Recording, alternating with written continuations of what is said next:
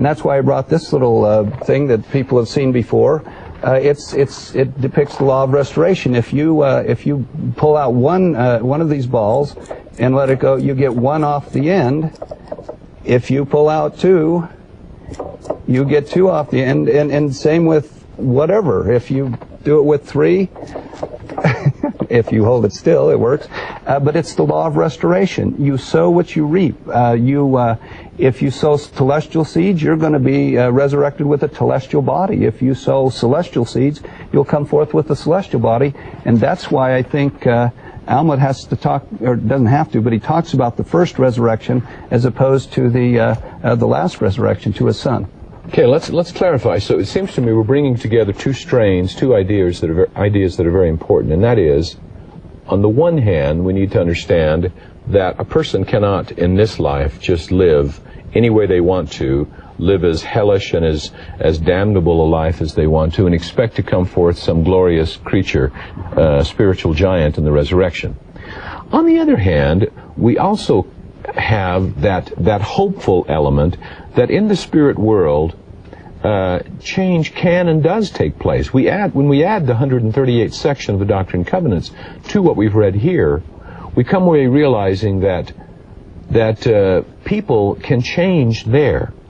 I think the thing we have to always remember is we are not the judges, and God is the judge, thank heavens.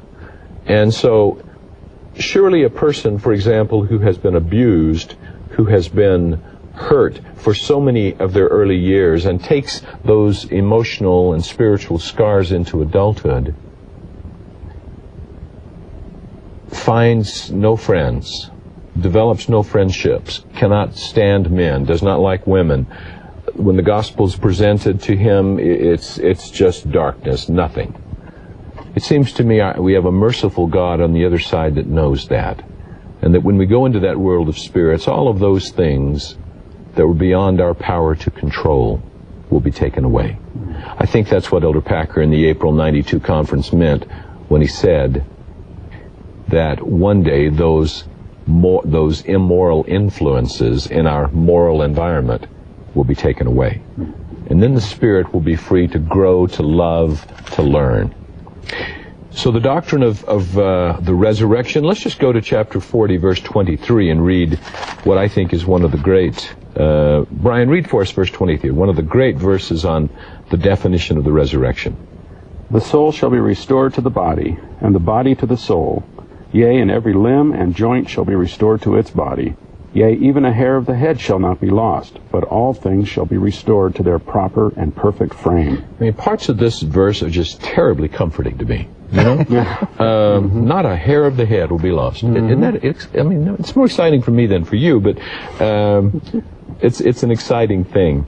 The Book of Mormon just rings and rings and rings with the doctrine of the immortality of the soul. And now, again, 41, the doctrine of restoration, that concept that Todd demonstrated to us. Todd, would you read for us verses 10 and 11 of this chapter?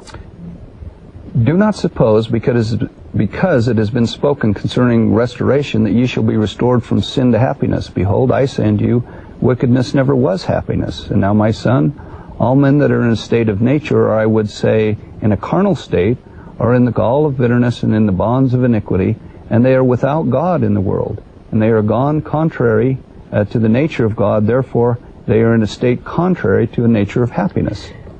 The natural man that King Benjamin described being an enemy to God, I think these verses are excellent in indicating why.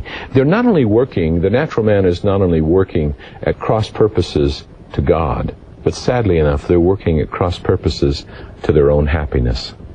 They're working against themselves. Final thought I'd like us to look at is back at verse 3. Let me read that. And it is requisite, chapter 41, verse 3, and it is requisite with the justice of God that men should be judged according to their works. And if their works were good in this life, and this is, I so appreciate this, and the desires of their hearts were good, that they should also at the last day be restored unto that which is good.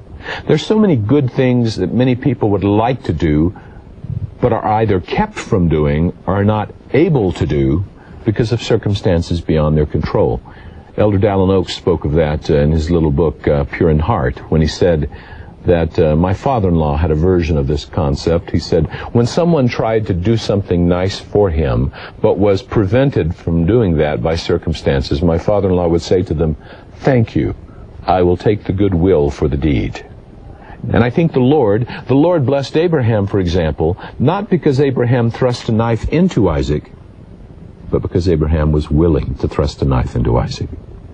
And so what a comfort to us to know that there's so many good things we want to get to, but we either burn out of energy or time or circumstances prevent. I think there's a great message there. Yeah. And the reverse of that is true also in verse 5. For as he has desired to do evil all the day long, even so shall he have his reward of evil. When the night so comes. it works both ways, and it's repeated so many times. 14, therefore my son, see that you are merciful, deal justly, judge righteously, and you'll reap what you sow. If you're merciful, you'll receive mercy. If you're just, you'll receive a just judgment. Let me capsulize it by just saying, these chapters say to me so beautifully, we need to be pointed in the right direction at the time of death. If we've set our sights upon eternal life, and if we receive the ordinances of the gospel, including the blessings of the temple, and we're pointed in that direction when we die, we will continue in that same direction when we die, knowing that life and love and learning are forever.